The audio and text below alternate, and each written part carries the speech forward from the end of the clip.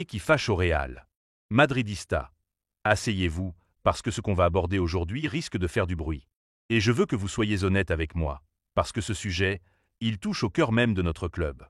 Depuis que Xavi Alonso a pris les commandes du Real Madrid, une chose saute aux yeux, une chose que personne ne peut nier. Vinicius Junior n'a jamais joué un seul match entier. Jamais. Vous m'entendez bien, pas une seule fois, pas une seule rencontre complète de 90 minutes. Et pourtant, on parle de Vinicius Junior. Pas d'un remplaçant quelconque, pas d'un joueur en méforme, pas d'un jeune en apprentissage. On parle du joueur qui, il y a quelques mois à peine, était le visage même du Real Madrid. Mais aujourd'hui, depuis l'arrivée d'Alonso, Vinicius n'a joué que 271 minutes sur 450 possibles. Vous avez bien entendu, même pas la moitié. Alors je vous pose la question, qu'est-ce qui se passe?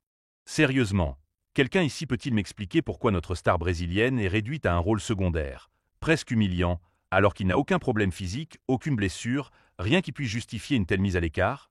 Moi, j'ai ma petite idée. Mais avant d'entrer dans le vif du sujet, je veux que vous me disiez en commentaire. Est-ce que ça ressemble pour vous à une gestion normale ou à un boycott pur et simple? D'abord, remettons les choses en place. Parce que les chiffres, eux, ne mentent jamais. Sur 5 matchs depuis la prise de fonction de Xavi Alonso, ça fait 450 minutes potentielles. Et sur ces 450 minutes, Vinicius n'en a joué que 271. Et encore, souvent en étant sorti avant la fin, ou parfois en commençant sur le banc. Et là, je sais ce que certains vont dire, oui mais peut-être qu'il fallait le reposer, peut-être qu'il avait un souci physique. Faux. Pas une seule blessure, pas un seul problème médical annoncé. Vinicius est en pleine forme. Alors pourquoi? Je veux que vous me répondiez honnêtement. Est-ce qu'on peut accepter qu'un joueur qui a porté Madrid sur ses épaules, qui nous a fait rêver en Ligue des Champions, qui était sur toutes les couvertures de journaux comme futur Ballon d'Or, soit aujourd'hui traité comme un simple figurant? Est-ce que c'est ça, le Real Madrid qu'on connaît? Et c'est là que l'affaire devient encore plus sombre. Parce que oui, il y a une vérité que beaucoup ne veulent pas voir. Vinicius Junior était pressenti pour le Ballon d'Or. C'était même une évidence pour beaucoup après ses performances XXL, ses buts décisifs, sa régularité, son impact dans les grands matchs. Mais, dans les coulisses du club, certains cadres, certaines voix influentes ne voyaient pas ça d'un bon œil. Pourquoi? Parce que l'arrivée de Kylian Mbappé était déjà dans toutes les têtes. Et imaginez une seconde, Mbappé débarque dans un club où Vinicius vient d'être sacré Ballon d'Or. Vous voyez le problème? La hiérarchie médiatique aurait été compliquée. Le chouchou de la presse, le futur visage du projet, ça devait être Mbappé, pas Vinicius. Et là, moi je vous demande, est-ce que le Real Madrid est en train de sacrifier une de ses stars pour faire briller une nouvelle recrue? Est-ce que tout ce qui arrive à Vinicius n'est pas une simple coïncidence, mais une manœuvre pour s'assurer que Mbappé reste la priorité numéro 1? Et puis il y a les conférences de presse. Les grandes déclarations de Xavi Alonso, tout le monde compte. On a besoin de tous les joueurs. La concurrence est saine. Sérieusement? Vous y croyez encore, vous, à ces beaux discours? Dans les faits, Mbappé joue 90 minutes. Toujours. Vinicius, lui, sort avant la fin.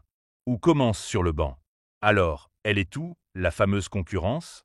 Je ne dis pas que Mbappé ne mérite pas de jouer, et il faut le reconnaître Kylian Saison est bien plus affûté et très motivé. C'est un joueur exceptionnel, personne ne le conteste. Mais pourquoi réduire Vinicius à un rôle secondaire? Pourquoi lui donner l'impression qu'il doit mendier ses minutes alors qu'il a déjà tout prouvé? Moi je le dis clairement, il y a du favoritisme. Et ça crève les yeux. Et vous? Vous en pensez quoi? Vous trouvez ça normal, vous, cette gestion à deux vitesses? Parce qu'il faut parler des risques maintenant. Parce que oui, ce genre de gestion a toujours des conséquences. Pousser un joueur comme Vinicius Junior à bout, le mettre sur le banc, l'humilier presque publiquement, ça ne peut pas rester sans réaction. On parle d'un joueur jeune, ambitieux, courtisé par tous les grands clubs d'Europe. Vous croyez qu'il va accepter longtemps d'être la doublure de quelqu'un d'autre? Vous croyez qu'un PSG, un Manchester City ou même un club anglais richissime ne serait pas prêt à lui offrir un rôle de superstar, avec tout le respect et le traitement qui va avec? Et si ça arrive? Si Vinicius se sent poussé vers la sortie, qui sera responsable? Est-ce que le Real Madrid est en train de scier la branche sur laquelle il est assis? Moi je vous le dis, ce genre de gestion peut briser une dynamique, créer des tensions internes, diviser le vestiaire, et même coûter des titres. Et c'est là que le débat devient explosif. Parce qu'il y a une question que tout le monde se pose. Peut-on avoir Mbappé et Vinicius au Real Madrid, en même temps, sans drame? Mbappé et Vinicius. Sur le papier, ça fait rêver. 2 fusées, 2 stars mondiales, 2 machines à marquer et à faire lever les foules. Mais dans les faits, l'ego, la presse, les supporters, ça ne pardonne pas.